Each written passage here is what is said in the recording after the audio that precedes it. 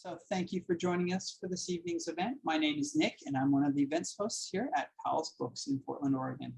Before we begin, I want to encourage you to check out our lineup of upcoming virtual events by visiting our website at powells.com. If you don't already do so, please follow us on our social media channels via Twitter, Instagram, Facebook, and YouTube. Tonight, we are thrilled to welcome Laura Shin in conversation with Jeff Roberts. Laura Shin is a crypto journalist who hosts the crypto podcast Unchained. Formerly a senior editor at Forbes, she was the first mainstream journalist to cover crypto full-time. In their short history, Bitcoin and other cryptocurrencies have gone through booms, busts, and internal wars, all the while recently reaching a market valuation of more than $2 trillion. The central premise of crypto endures: vast fortunes made from centralized networks, not controlled by any single entity and not yet regulated by many governments. The recent growth of crypto would have been all but impossible if not for the brilliant young man named Vitalik Buterin and his creation, Ethereum. The Cryptopians, Idealism, Greed, Lies, and the Making of the First Big Cryptocurrency Craze is a fascinating read showing the crypto market for what it really is: a deeply personal struggle to influence the coming revolution in money, culture, and power. Shin will be joined in conversation by Jeff Roberts, executive editor of Decrypt and author of Kings of Crypto, one startup's quest to take cryptocurrency out of Silicon Valley and onto Wall Street. This evening's event will include an audience Q&A, so please use the Q&A button at the bottom of your screen if you'd like to ask a question. As well as someone else has typed a question you'd also like to know the answer to, please upvote that particular question by clicking the thumbs up button. Lastly, support Shin and Powell's by purchasing her book from us. Links to buy the Cryptopians as well as Robert's books will be shared in the chat a couple of times tonight. Laura and Jeff, we're thrilled to welcome you, and thanks so much for joining us. Thanks so much for having me. Hello, everyone. Welcome. This is going to be a lot of fun. Laura, you wrote a hell of a book, and I want to get into some of the specifics of it. But just to begin, I suspect we probably have some hardcore crypto people in the audience, but some who may not be. So I just want to start by saying, your book focuses a lot on Ethereum. You cover the other cryptocurrencies too, but it really drills in on Ethereum. So what is Ethereum, and why is it so important? Vitalik Buterin, the creator of Ethereum, started as a Bitcoiner, and he was actually just covering it as a journalist and kind of traveling around the world, going to different Bitcoin communities. And he noticed that people were adding on features to Bitcoin in order to launch new blockchains. And he thought, why can't a blockchain be more open-ended, sort of the way that an app store is, where you can upload any application, but it would be decentralized the way Bitcoin is decentralized. And so that was his conception for what Ethereum should be, that it would be a platform that would enable decentralized applications and that any developer could dream up any application, but the feature, of course, would be that it would be decentralized, similar to the Apple App Store, where there's photo apps and cooking apps and finance apps and productivity apps, et cetera. And it would be the same, but on Ethereum, everything would be decentralized. Right. So Bitcoin, the original cryptocurrency, basically was and still is primarily about money. It's about moving money back and forth and recording it. Whereas Ethereum, it's like an app store, and you can basically, it's like a computer of its own on which you can write programs. Is that a fair summary? Exactly. Yeah. Sometimes people call it a decentralized world computer. And essentially, that's what it is. You just kind of upload these smart contracts, and they're sort of like software programs that run on Ethereum. Yeah, and the other thing that sort of strikes me, this comes up in your book or just in crypto discourse generally, is crypto is so tribal too. I mean, Bitcoin has got a certain personality, and Ethereum people are kind of different. So why don't you take us into that? And your book reveals it, but in your own words, how are Ethereum people different? So the really, really basic way to describe this is that Bitcoin probably attracts more money kind of people, and Ethereum probably attracts more techie kind of people. And you will even see, just when you're kind of in the Bitcoin parts of the internet, there's a lot of talk about money and hard money and sound money and monetary policy and gold and, just that kind of discourse. And when you're kind of more in the Ethereum parts of the internet, then it just gets kind of more technical and it gets more developer focused, and they get, interested in just building these different types of software programs. And it tends, frankly, also to be less political. The people who have really taken up Bitcoin tend to be the more libertarian types. Even someone, for instance, who's very into Bitcoin is Alex Gladstein, the chief strategy officer of the Human Rights Foundation. And again, he's somebody who he's dealing with political things in his everyday life, and he's really gravitated toward Bitcoin. And I find that, when I talk to Ethereum people, they rarely discuss political things. I mean, every once in a while when there's news like about Ukraine or whatever, but they kind of tend to have this more developer-ish discourse, and yeah, that's more their focus. Yeah, and I find it comes out with the tribes too, even in their clothes. Like Bitcoiners are often kind of wearing dark sunglasses and leather jackets or something. And Ethereum people, I was just at Ethereum Denver, and people were, like dressed up like unicorns and wearing Care Bear shirts and all that. Where does that come from, and what's up with that? It's interesting. Where does that come from? I'm actually tempted to say it comes from Vitalik Buterin, the creator of Ethereum. He has his own aesthetic in the way he dresses, and he does like to wear unicorny t-shirts or t-shirts with like cats on them. He carries a cat bag, or he has a cat watch, and he's known for just having this kind of playful aesthetic. And there was this time, I guess 4 or 5 years ago, when there was kind of a civil war going on in Bitcoin. And one of the sides adopted kind of hats to represent what their side was. And they were camo hats. And so that's kind of, probably if you're going to give an aesthetic style to a Bitcoiner, like unfortunately, I'm not sure if I agree about the leather jackets and the sunglasses, but that in that moment, when they were having that debate over, Bitcoiny things, that side adopting that camo hat, I feel like that is kind of one aesthetic I've seen from the Bitcoin crowd.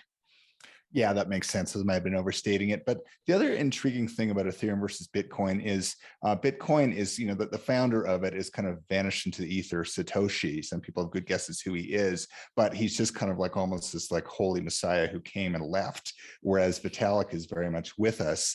And in the course of the book, I think I've never seen a better profile of Vitalik, the person and the human. So why don't you just tell us quickly about, who he is, how you got to know him, and what people might not know about Vitalik? So Vitalik, as I mentioned, he's the creator of Ethereum. And when he first conceived of Ethereum, he was 19. And it really comes across, he was not, as far as I can tell, a very mature 19-year-old. He definitely, frankly, seemed to be almost like a younger teenager from the videos that I watched at that time. And, even though he was kind of wise and pure in certain ways, particularly around how idealistic he was thinking, and frankly, how selfless he was thinking when it came to creating Ethereum. In other ways, he really just had pretty much no skills for dealing with people, especially ones who, frankly, were very self-interested when they came to Ethereum and saying that they wanted to help out and help build it. It looks more likely that many of them really thought, oh, this could be a massive payday for me. And that was really what their interest was. So he had this kind of purity, but also naivete. And that actually has really, I think, affected the course of Ethereum, especially in those early years, because he was a very conflict averse person. He probably still is. In fact, I know he still is. And he just had a really difficult time dealing with those stronger personalities and asserting his own vision. And so oftentimes when people who frankly were more self-interested try to have their way, that actually really did change the course of certain early decisions that Ethereum made. But one other thing probably that people should know about him, and this came up in conversation after conversation, I interviewed more than 200 people for the book. A lot of people speculated that he was at the very least socially awkward, if not maybe on the spectrum in some manner. And so that was something that came up time and again, just that when everyone was hanging out, like there's a certain way, especially guys at that age can kind of deal with each other. But even even in that group of, these people that were sort of a similar demographic, Vitalik himself kind of was more off on his own, in his own world, learning Chinese on his phone while everyone was kind of hanging around, or, yeah, I think basically felt a little awkward and out of place. And over the course of the book, he I think develops, first of all, greater social skills and a better understanding of human nature. But then on top of that, he finally, finds his place in the social world, and basically develops a really good group of friends that I think he had not had before. Yeah, I think that's a nice arc in the book too, because as a teenager, I mean, I think for a lot of us, high school is no picnic, but for Vitalik, it was particularly hard. Why was that? So a couple of reasons. I mean, well, actually, I would say, so before we get to high school, one thing that he told me was, suddenly in junior high, he realized, oh, all my classmates are hanging out after school and on weekends. And he had no idea that people had been doing that. And when he realized that, he didn't even know how he could become a part of that. And then actually, when he got to high school, that was kind of maybe the first time when he sort of fit into his social circle at school a little bit more. He was obviously very brilliant. They noticed right away. However, because he doesn't have a big ego, one of the teachers said to me that previous students who were as brilliant as Vitalik had been somewhat arrogant, and so they weren't as well liked as he was. And frankly, one other thing is that high school, it's only 50 students across 4 grades. So it was tiny. And I walked around, I toured it. And I mean, it was like, I don't remember that there were lockers, I won't claim to fact check that right now, but I just remember like people's belongings were everywhere. And, whether or not there were lockers is less material and more just, there was a sense of safety and like family and closeness. And that was kind of the first time that he blossomed a little bit socially, as far as I understand. Right, and another sort of big formulative thing for Vitalik too was his parents, right? Tell us a little bit about his father's influence then and now. So his father, Dmitry, was similar to Vitalik, I think, in that when he was young, he was quite precocious. However, they're originally from Russia.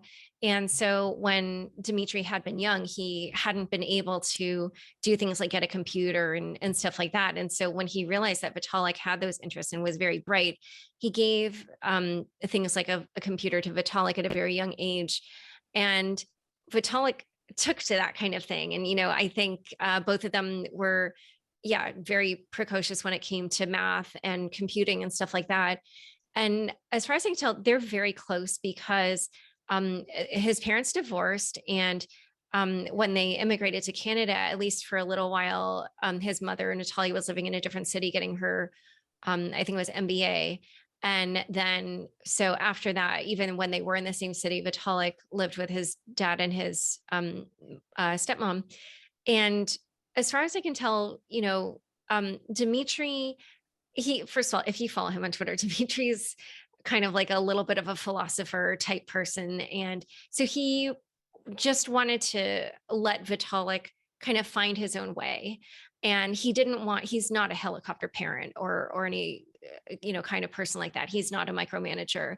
And so even though he recognized Vitalik had these social issues, he didn't try to do things like take him to a therapist and find out whether he, fits any of these labels that a therapist might want to put on him.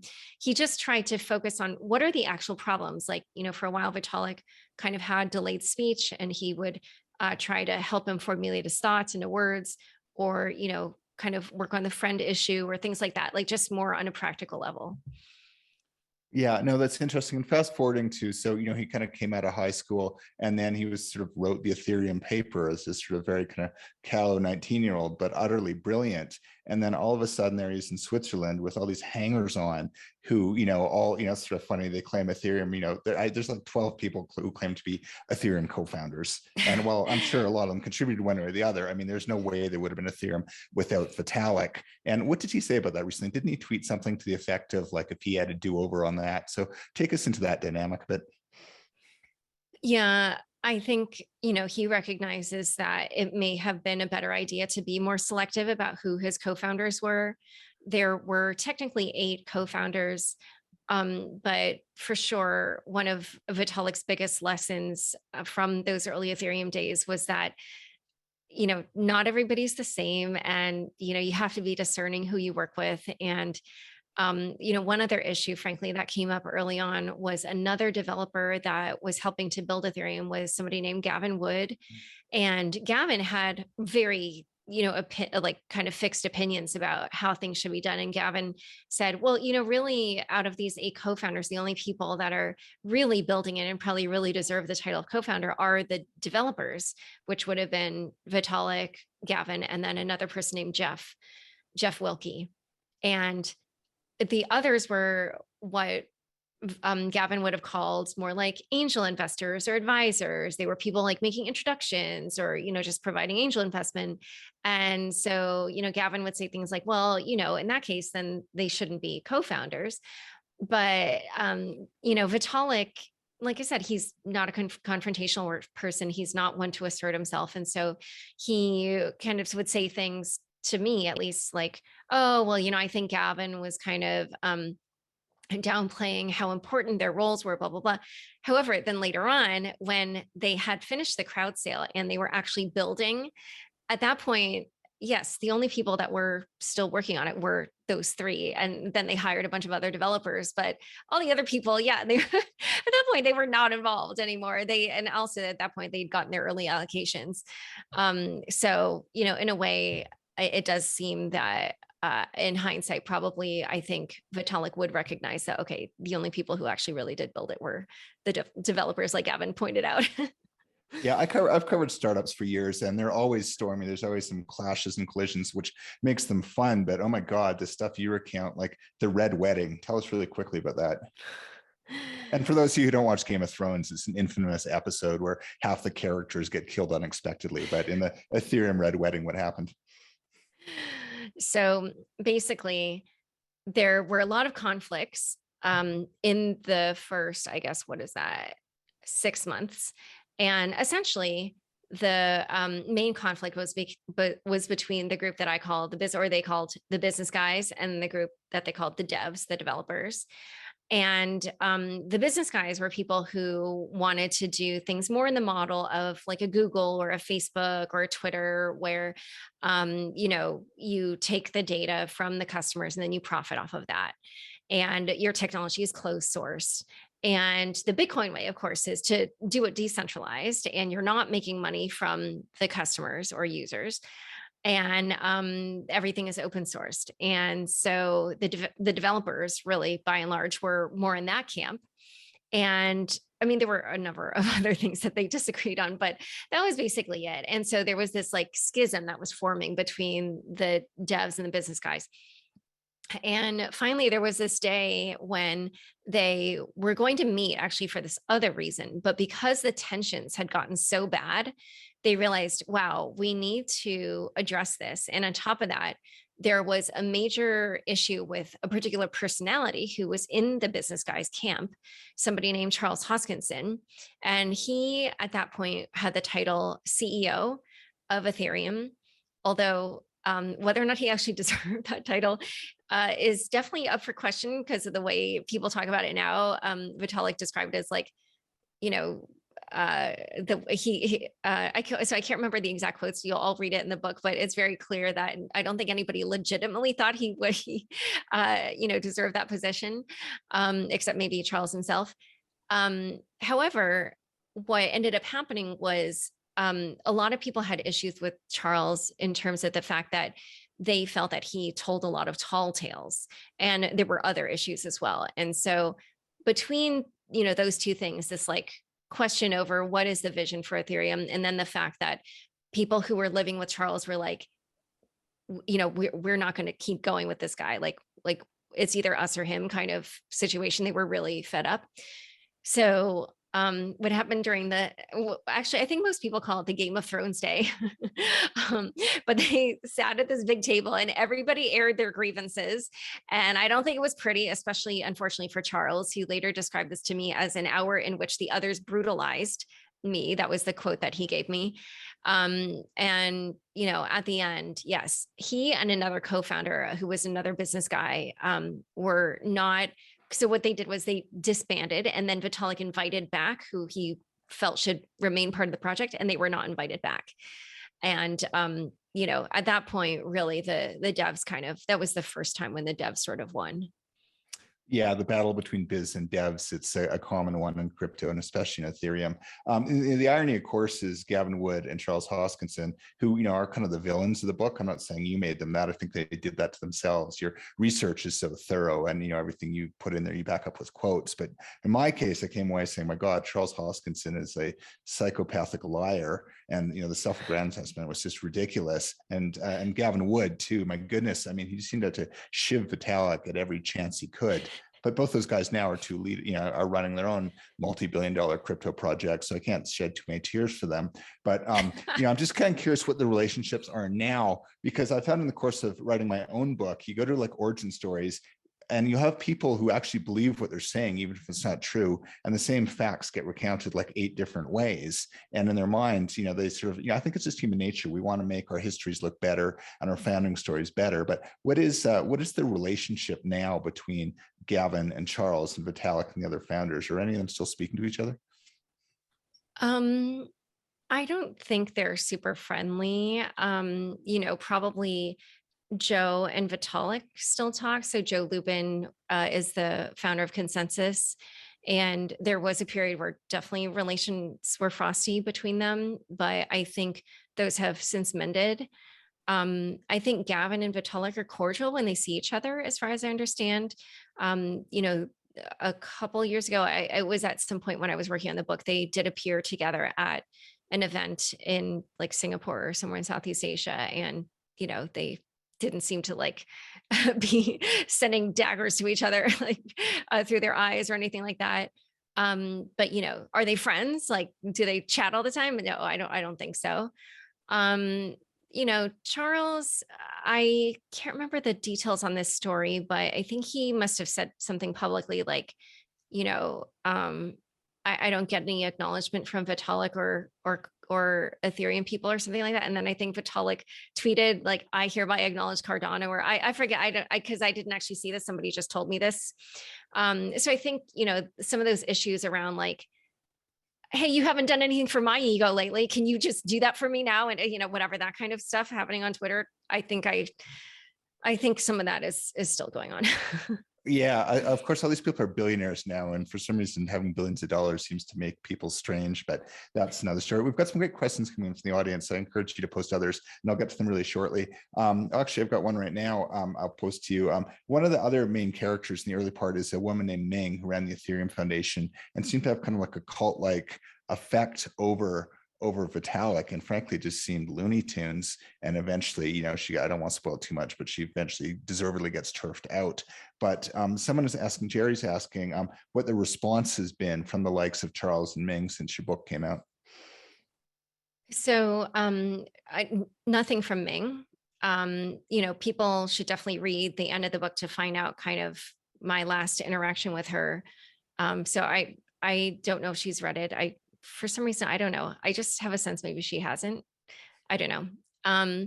Charles tweeted something about how my book was fiction, which, given how much people talked about all his tall tales, I thought was pretty rich. So I tweeted back at him about what looks to be, his. Let's put it this way. There are discrepancies between his claims about having dropped out of getting a PhD and the school's records where they show that he had dropped out of getting undergrad. And that caused a massive dust up on Twitter. And I was getting a lot of hate from the Cardano people, which, I don't have any particular agenda against Charles. As a very, standard process in my book, I was checking all the facts, and in order to check a fact, you have to go to the original source. So that's why I went to the schools. I wasn't trying to like get him or anything. I literally did this for everybody who, appeared in the book and had any claims about their education, which is how I found out about somebody else's. It looks like they're also fabricated tales about their education. But anyway, point is that, I think a lot of Cardano people think that I was out to get him. I wasn't. I knew almost nothing about Charles when I went to write this book, but, the facts that I've gathered, I think, support the notion that he definitely has a tenuous relationship with the truth. And as far as I know, there is no school that has confirmed that he was working on a PhD at their school and then dropped out. The only schools that, I spoke to said it was undergrad he dropped out of. So. Yeah. And I mean, if you go around telling people you did military service when you didn't, and you got into a PhD and you didn't, that is going to catch up with you. But just a personal question for you, Laura. I mean, I've seen, I think as journalists, we all take some income and we have to have thick skins, and it's part of the job. But some of the sort of the vitriol directed at you as a result of this book, and even though your facts will seem to be correct, what's that been like? I mean, I know obviously not pleasant, but like, how have you managed that? Honestly, the truth is it didn't bother me at all. Which I know may be surprising, because for those of you who saw the messages I was getting, like, they were really atrocious. But honestly, I guess my opinion is like, so first of all, I know that this is just a normal part of my work. Like like I said, I was just doing fact checking. This is like a very basic thing. I know that that my process was just like unassailable. It was just like normal journalistic work, right? And they basically just don't like the facts, and so they're attacking me, the messenger. And probably the reason, I'm guessing here, I'm making an assumption, is that they own a lot of the coin that Charles has founded, and so they, are upset that maybe this news might make people not be so interested in their coin. And so maybe their financial holdings of the coin will decrease in value. So frankly, I just feel like this has nothing to do with me. They can, I just feel like it has nothing to do with me. It's about them. Yeah, that's a great attitude. You've handled it so graciously. So good on you. Just a quick pivot for a sec. We got a question in here about the impact of crypto on the environment. And you want just to address that broadly, and also speak to Ethereum and what proof of stake is going to bring to that project. So this environmental impact mainly is around what are called proof of work blockchains, of which Bitcoin is an example. And Ethereum is also doing proof of work at the moment, but within, it looks like roughly 3 months or so, at least those are the most recent estimates, but I wouldn't hold anybody to a particular timeline. They're going to be moving to something called proof of stake, which is a different type of consensus algorithm that will have, just pretty much a negligible environmental cost. So if you're interested in Ethereum, then, you should know that that's what they're doing. I do know the Bitcoin community is also working on a lot of different kinds of things, but I don't think they're going to move to proof of stake, because the Bitcoin community is very conservative, and because they think of Bitcoin as digital gold, they don't want to do anything that might risk, hurting the value of their coins. So they're approaching it more from the position of trying to pursue renewables and other kinds of things for Bitcoin. Yeah. What do you say to people who say, hey, I just read something that Bitcoin's consuming the annual, energy output of like Argentina, and this is a terrible thing to be doing. So I don't think it's ethical to use cryptocurrency. How do you address that complaint? I mean, people are entitled to their opinions. I'm not going to try to persuade them this way or that way. But there are people in other countries of the world where they're going through things, obviously here in the US, because we have such a strong financial system and well-functioning financial system, and frankly, because the dollar is the global reserve currency, we're frankly just really privileged in terms of our financial services. And so there definitely are other people in other parts of the world who, for them, Bitcoin is a really, really good alternative, much better than their other options. And so, I wouldn't judge anyone either way. If you don't want to use it, fine. But if you do end up having to use it for some reason or another, or if you prefer to use it, fine. I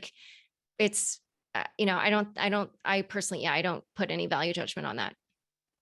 Yeah, fair enough. And I think, as you said, the proof of stake to which Ethereum switching will be, the energy costs will be much, much lower. And also, I think a lot of the Bitcoin and Ethereum mining has moved to North America, and a lot of it's being done through wind or solar. So I think that might be another consideration, but it certainly is an interesting debate. Another question we have here concerns the Dow hack, which is kind of like this intense battle in the middle of your book about, so Ethereum's up and running, they finally got it going. Here's the proof, we're going to start a Dow. This is the big test, big test case, and then it gets robbed. And touches off all these other events. So give us like kind of quick 2-minute version of just what happened. What's a DAO? What did the hack mean, and how did they fix it? So the DAO was the first smart contract or first decentralized application that people were really interested in on Ethereum. And it was launched maybe, I guess, like roughly 7 or 8 months after Ethereum itself launched. And amazingly enough, despite the fact that the technology was so new and it was so user friendly, it went on to become the largest crowdfunded project in history, including things that raised money in dollars. And so, I mean, that's just frankly incredible. Like even now, I have a hard time sometimes trying to use my crypto wallets. And for something like that at that time in 2016, especially when Ethereum wasn't even a year old, to raise what by the end of it was $140 million over the course of a month, like that was just unheard of. So it was something a lot of people had their eyes on. It had 15% of all ETH in it. I mean, it just was like mind blowing. And then within 3 short weeks, it got hacked, where 31% of all the Ether in the DAO got removed. Bit by bit, it was like this hack where it was taking a tiny little bit of ETH, multiple times every minute. And so over the course of a few hours, they took 31% of all the ETH and therefore ended up with 5% of all ETH. And this, of course, set off this huge pandemonium and panic. And frankly, existential crisis for Ethereum. And what ended up happening was that because the DAO, so by the way, so the DAO it stands for Decentralized Autonomous Organization. And it was essentially a decentralized venture fund. What people were going to do was they put their money in, their Ether in, and they get these DAO tokens. And then the DAO tokens would enable them to vote on proposals that would come in to the community. So for instance, the main company that created the DAO had this idea, and they were like, oh, we want to get funding from a DAO, not from VCs, but from a decentralized group. So their idea was like this decentralized kind of what they called a universal sharing network, sort of like if you could imagine an Airbnb or some kind of like bike lock that allowed you to share bikes or whatever. And what it was a device where in order to unlock the device, you just needed to make an Ethereum transaction. So the point is, okay, so it gets hacked. And because of the rules of the DAO, when the money got removed, it got put in this spot where the money would be frozen there for roughly 28 days. So that gave them time to try to do something to claw that money back. And on top of that, they also had to make sure, so since they knew the money was hackable, that meant the other 69% of the money in the DAO was at risk of being stolen as well. So this set off this whole chain of events. And probably many of you know that it resulted in what was called a hard fork of Ethereum, which is a non-backwards compatible change. And, hard forks actually happen somewhat regularly, at least on Ethereum, where they just upgrade the network. But because this was what was known as a contentious hard fork, meaning not everybody agreed with it and not everybody was going to go along with it, what happened was after the hard fork, the new chain, which is the one where they kind of like erased what happened with the DAO, that one, obviously it went on, and most people, that's what we use today as Ethereum. They took the name, even though it was the new chain. And on the old chain, just a few people were kind of interested in it. And then finally, a few days later, one exchange listed the tokens that were associated with that original contract or original blockchain. And so that is what we now call Ethereum Classic. And on Ethereum Classic, the Dow Hack still exists, and all those coins still exist, and they were stolen, and whatever. But essentially, when you think of the Dow, you should just think the only existential crisis for Ethereum, because that is what it was. And it was really, frankly, probably, the most formative event in Ethereum's early life. And it ended up influencing events later on. Yeah, I like how you describe it too. It just feels like when you're reading it like this religious schism, and it's kind of like a heresy to fork the chain. And as I said, the original project was kind of like a Kickstarter, in terms of a crowdfunding thing, a feel-good thing. Let's all join. And when you give to the Kickstarter, you get a vote. And then someone robbed all the Kickstarter money. I think if that happened in Kickstarter, people are like, okay, give it back. But in this case, there really was an ideological divide on the whole code is law. Do you want to just sort of explain that mentality? The people is like, no, we can't recover these stolen funds because that would be sort of immoral or against our principles, even though we've been robbed. Do you want to explain what that's all about? Yeah. So one of the kind of, I guess I would say, primary characteristics of blockchains is their immutability. And this is just seen as, one of the, just one of the prime characteristics. And so when Ethereum decided to hard fork, this is like violating that law essentially. But the other thing about this code is law philosophy is that the DAO itself used it. Like in their terms of service, they talked about how code is law. And, there was a very lawyerly kind of whatever it's called. Yeah, terms of service, I guess, where they were saying things like, no matter what our marketing materials or website or any of our creators have said about it, what matters is, what the code says. And then so later, essentially, obviously when the hacker used the code to take the money, then suddenly it was like, whoa.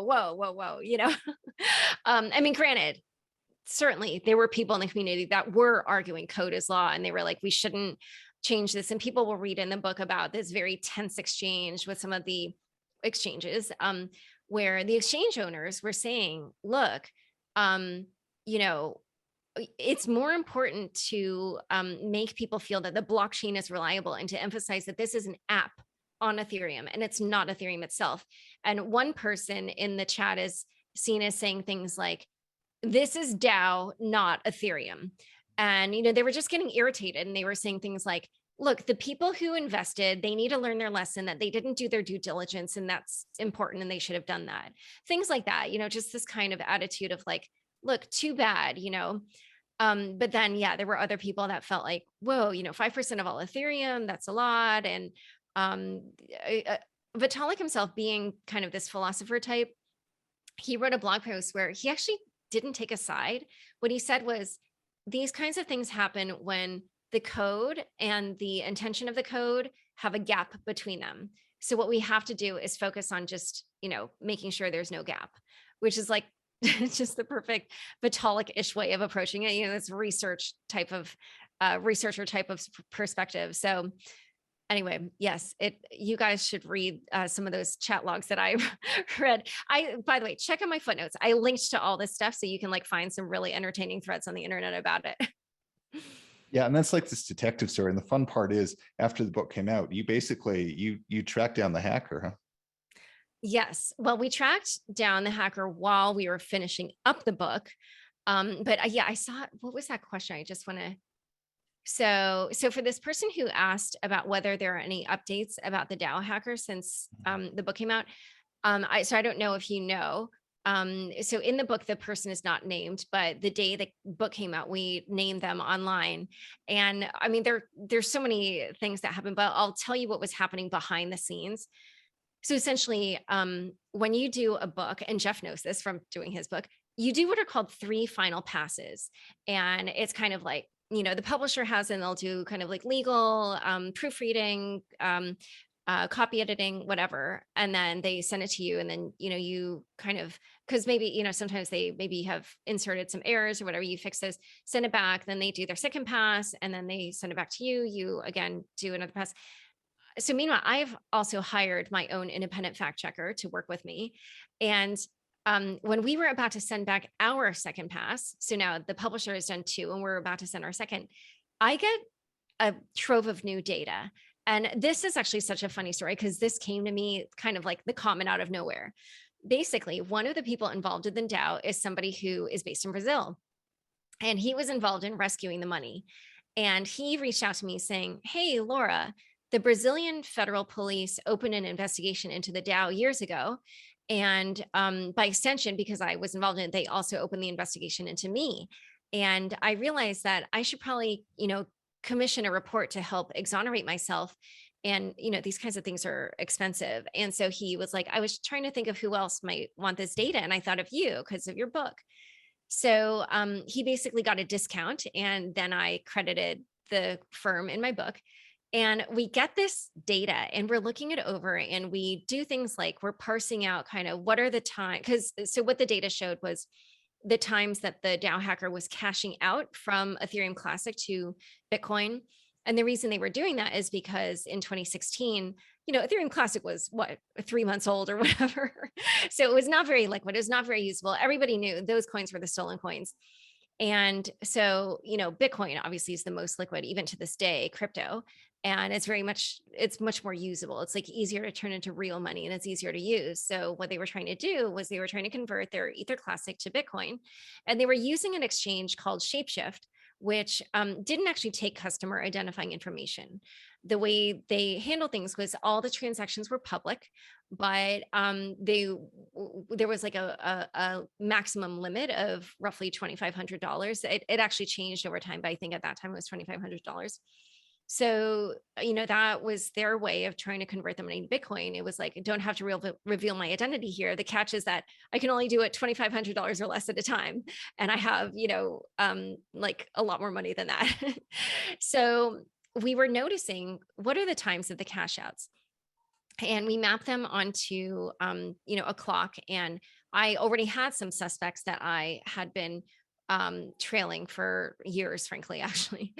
And the time zones didn't match up. It was like, these people were based in Europe, and the cash outs kind of mapped more onto like a morning to nighttime, Asian morning to nighttime schedule. And so I was trying to figure that out. I mean, it could have been that, this person was like trying to throw people off the trail or whatever, I had to be open to whatever that could mean.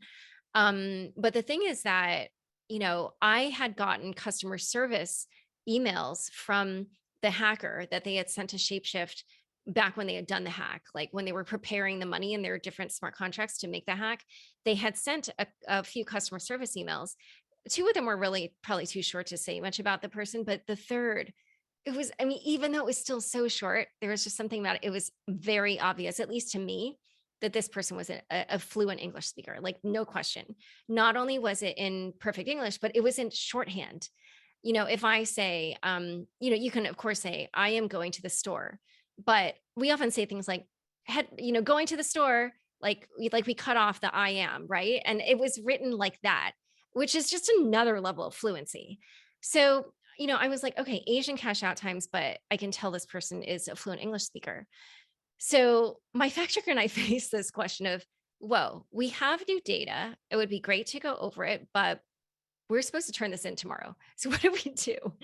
And we'd already delayed the book by 1 month or whatever, like 2 months or something. And so it was like kind of like, and frankly, also the text I had written, it did name the other suspects. It did not say that they had done it. It just was a way of like showing my homework that I had finished out the full investigation that somebody else had previously started, went over like all the reasons why they were suspects, kind of examined like what were the initial assumptions about that and what was actually happening behind the scenes, then the statements that I got from them.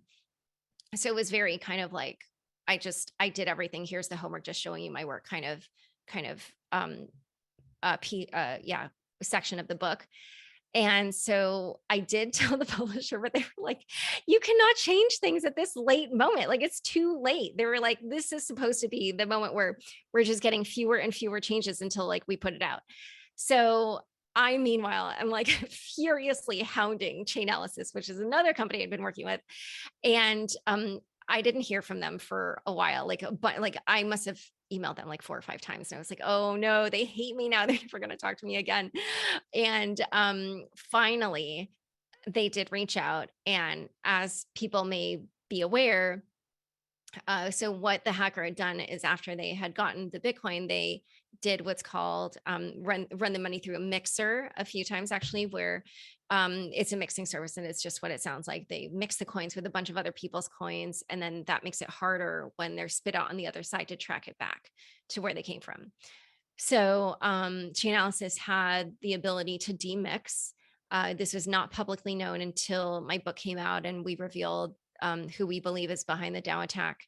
But they tracked the money to 4 exchanges. And at one of the exchanges, exchanges have privacy policies. So they're not just going to tell you, or at least me, whose name was on such and such account or anything. But I was able to get, kind of what happened to that money on one of the exchanges. And then that is what led us to the identity of this person, Toby Honish, who, and if any of you missed the article in Forbes, you can read it. It's just type Forbes Laura Shin, and I'm sure it'll come up. But in terms of anything that's happened since then, I will say just that, in the past, when journalists have tried to reveal these kinds of things, frankly, it doesn't always go super well for them. But I will have to say, I mean, for me, it's just been amazing. Like, people were tweeting at me that day that I was the GOAT, which was so nice. And nobody's been like, you're wrong. This is definitely wrong. I think people recognize the evidence is extremely good. And it's not only, all that part that I got about, what happened to the money at the exchange and all those details that led us to that identity. But then on top of that, then I went back to what he was doing at the time of the Dow fundraising, the hack, what happened after the hack, all of that. And then that also paints this picture of someone who was super into the Dow, who recognized that there were technical issues with it, who reached out to the creators about those issues, who then kind of was writing blog posts about those issues. And some of those problems ended up being the very things that caused Ethereum to hard fork. So in a way he was right, but he could have obviously handled it very differently, because we see nowadays there are people in crypto who they'll recognize vulnerabilities in smart contracts and they'll alert the community and rescue the money before it can be stolen. And you'll read in the book, there are definitely certain people involved in the DAO who feel he probably would have done a lot better if he'd handled it that way.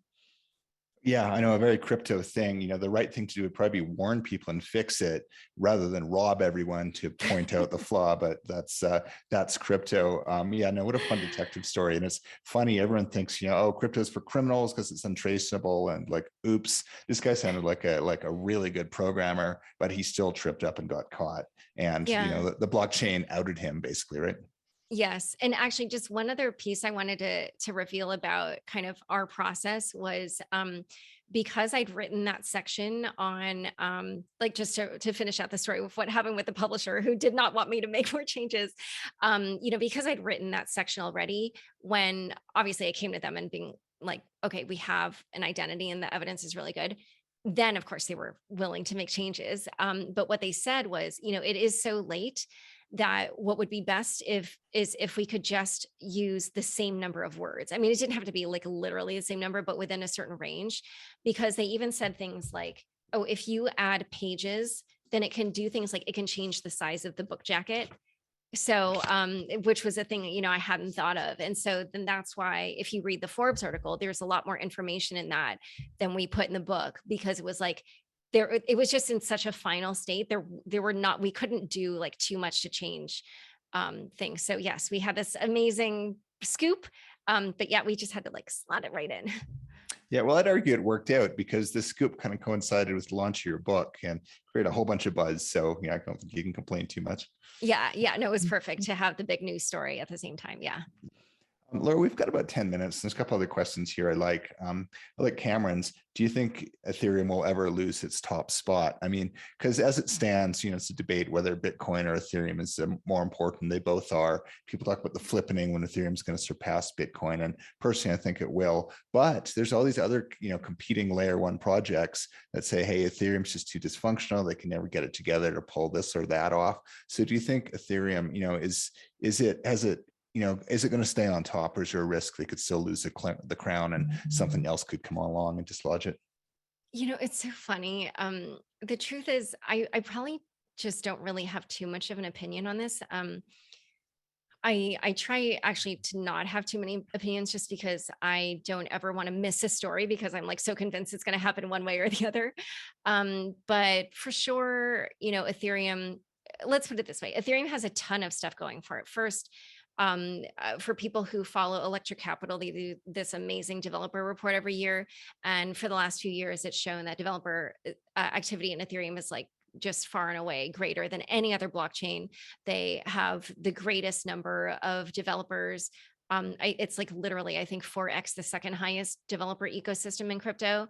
And for new developers coming to crypto, they continue to attract between 20 and 25% of all those for one single blockchain out of the many, many blockchains. So it shows that it's definitely got this kind of network effect going. And so that's definitely going to be difficult to unseat. However, obviously, I'm sure people are very well aware that Ethereum is older than some of these newer blockchains. And so because of all the demand on it and because the technology isn't maybe as cutting edge as some of the newer ones, that means it has what are called scaling issues where we can only have like roughly 15 transactions a second. And there's definitely a lot more demand on Ethereum than that amount of transactions per second. So whether or not Ethereum can scale in time as these other competitors are nipping at its heels, that's just a question that remains to be seen. And, like I said, I try to do my best to not think, oh, I'm pretty sure it's going to happen this way or that way, because frankly,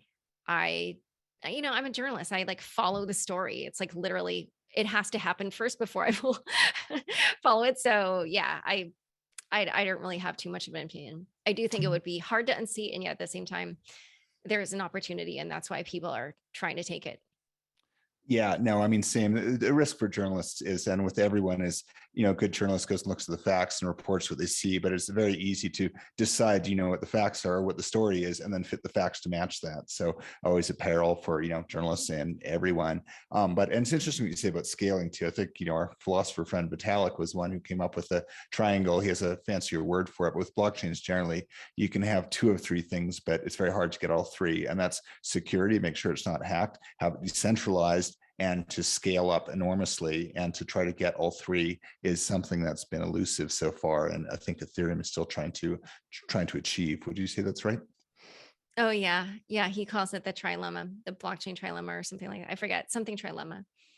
Nice. Well, Laura, just a few minutes left. Let's look to the future a bit. Rory is asking what, if you were to write another book, or what's exciting to you out there right now, or what's going to happen next in the crypto story? So people keep asking me this, and I keep saying, I am working on new things, and it's very exciting and very cool and very fun. I will be ready to announce at least one of them coming up very soon. So just keep an eye on my social media. Like I literally think probably next week we'll announce it. That's kind of the current trajectory. So just keep an eye on my newsletter, my podcast, my Twitter. So yeah, there's definitely cool and fun things to do. As you guys know, there is no shortage of fun and crazy stories in crypto. So, for people like me and Jeff, like it's just a gold mine, and it's like super fun for us. Oh yeah, I know we can't keep up. But it's just so wacky and fast changing. I mean, just the NFTs, and the Dow explosion, and it's just mind boggling. But Laura, I've got a question I wanted to ask you earlier. Your book's called The Cryptopians, and it's very much not just about the technology and Ethereum and blockchain, but about the people. And I still can't make up my mind on this question either. A lot of them sort of go around like they're saving the world, and this is for freedom and a new, better financial inclusion and stuff. But then also I've also met a lot of jerks and a lot of people who just, they profess all this stuff, but all they really want to do is like buy Lamborghinis and stay at luxury hotels, and which is fine, more power to you, but please don't go around saying you're noble and saving the world. Do you ever encounter that kind of dilemma? And do you ever have mixed feelings about the Cryptopians, as you call them? I think it's just a reflection of humanity in this space. I wish I could remember the exact saying. It's at the end of my book. Somebody might remember it, but it's something like money just magnifies who you really are, or I forget. But somebody mentioned this to me, and I mentioned it at the end of the book when I was talking about, kind of what this one character was up to. But the point is, I think that's true really for all of crypto. that when people start getting money, maybe you really start to see more of who they are, or like you get a better sense of who they really are. So yeah, it doesn't bother me that there's this mix of things, because I just think it's like the same anywhere. We could go like, I used to be a yoga instructor, and I still am very much in the yoga world, have a ton of friends who are yoga teachers, yogis, whatever. And you would imagine that these kind of like spiritual people, they were like enlightened. No. There is all the drama. It's all the same. It's really, frankly, it's not that different. Very true. I think that's astute. I think I've heard that before somewhere, but I didn't think of it. The money just sort of amplifies who you are already. Yes, and I think that's very the true. saying. That's the saying. Yeah, and that's very fair.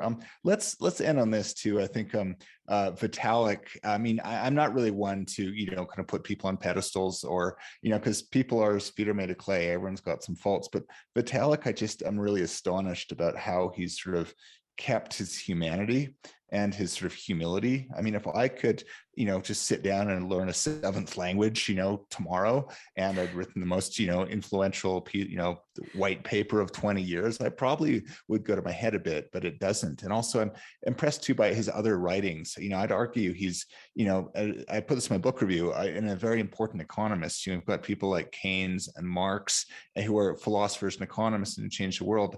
And do you think he's going to continue to grow into that? What's Vitalik's next act going to be? I don't want you to put words in his mouth, but he's only 26 or something. What's he going to do next, do you think? Yeah, no, I think you're right. I mean, he is getting more involved in the world, and he does a lot of work with Glenn Weil, who I actually forget what he's a professor, and I forget exactly what field or department he's in, but they have worked on a lot of articles together. They have a lot of ideas kind of around governance and how political systems should work. And, Vitalik himself, I mean, his blog, it covers like quite a range of topics. Some of them are technical, and some of them are more on, issues like, just pertaining to the general world. So I think that he's sort of growing into himself in that way. In general, like people will read in the book, he's definitely, in that title, Idealism, Greed, Lies, he's definitely the idealism, and there's something like people also maybe should listen to the Epicenter interview I did earlier. It came out earlier today. But I was saying that he's kind of wise and mature, and it almost feels like he just was born with this kind of like selflessness and humility, and it's just the kind of attitude, frankly, that you might expect from like a monk. You know what I mean? And that just, frankly, like just anybody who kind of has that lack of an ego like that, it just shows like a certain level of maturity and human development, evolution, really, more so than some of the more ego-driven people in the book. And it's really quite amazing, because he is so much younger than everybody. And, frankly, a lot of people, if they had at that age produced something as valuable as Vitalik did, they would let it get to their heads. But it's just like what his high school teacher was saying. He's brilliant, but he doesn't let things get to his heads. And that's why that hit to his head. And that's why people like him.